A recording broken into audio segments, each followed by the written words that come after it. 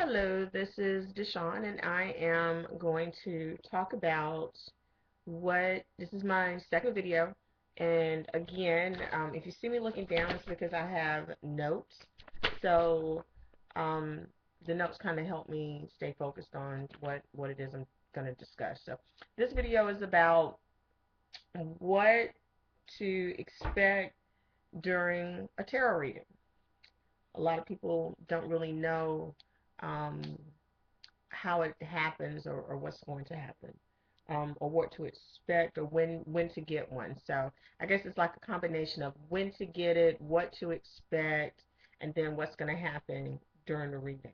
And this is all kind of subjective, based off of the reader. So for me, this is what I try to do when I do a reading. So, first off, tarot cards are not a way to kind of predict the future. They're just a way to tell you what are some past influences on your current situation or your current life, or whatever your particular question may be.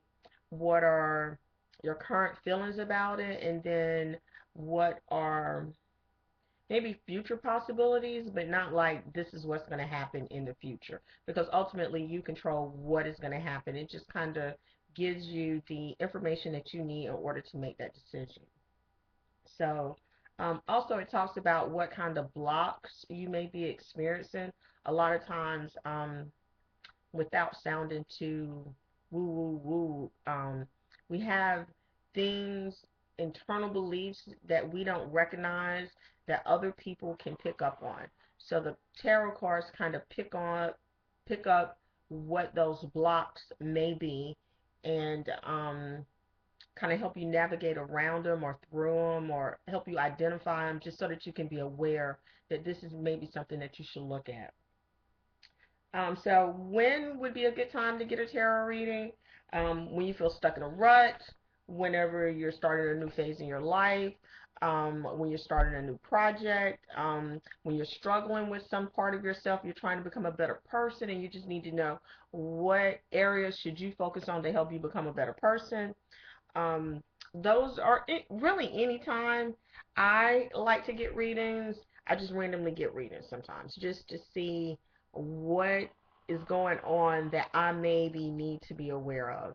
And it's interesting because every time that I've gotten a tarot reading randomly, um, they have picked up on things that I was dealing with and struggling with and wasn't sure which way to go with, and provided some clarity to kind of help me navigate those situations. So, but anytime really is a good time, but especially if you're dealing with a particular issue, it'll help you. Um, a tarot reading basically should just give you information, not tell you what to do, but just give you information so that it can kind of guide you to your answer. So that's pretty much what they're for. When you go to a tarot reading, I mean, it just kind of depends on the reader, but for me, before you come in, you should kind of like focus on, if you have a question, you really need to kind of get that question in your mind, and focus on that question. Kind of remember that this is advice. I'm not a mind reader, so it's not like you can come in and I'm going to just say you're thinking about the color blue. It doesn't really work like that. The information that comes in uh, is not always clear, and by clear, I mean it may be about a relationship, but it's not, the information is not going to come in and say, this is about a relationship with a man and his name is Bob, and Bob is cheating on you. That may not always come in clear. So sometimes the tarot reader will ask you questions just to kind of make sure that they're on the right track. Sometimes they don't. Sometimes I don't need any information. I'm able to just pick up that you're in a relationship with Bob and he's cheating on you, and you need to kind of decide what you're going to do. But it doesn't always come in that clear. So there may be questions, there may be not questions. I think the harder you focus your intention, and the clearer you are with what information you're looking for, the better it is for your reader to be able to kind of see what it is. Like I said, it's all about giving you advice. It's not predicting the future or telling you what to do. Um, and depending on, like I said, depending on the reader will depend, on, everybody has their own style. I really like to talk to people. It gives me a little bit better a better understanding of what their issue is. So the more we talk, the more I'm able to actually kind of figure out what it is that you're looking for. So I shuffle the cards. I have different layouts that I use based off of the situation. Um, I have three different decks. Well, actually, I have 10 decks, but I have three decks that I use on the regular. I use the Angel deck by Doreen Virtue, and then I have two decks that are by, oh man, I can't think of the lady's name, but they're based off of fractals. So, and they're not really tarot, they're more oracle cards. And oracle cards are different because they provide guidance on a general kind of scale from your spirit guides, whereas tarot provides guidance on particular situations, for me anyway. So those are the three that I use the most, but I do have like I said, 10 different decks, and sometimes when I'm talking to a person, I'll be led to a different deck based off of their situation. Like I have an angel deck that's used just for relationships, and then I have an angel deck that I use just for like a one card kind of reading for guidance on for a very simple kind of situation.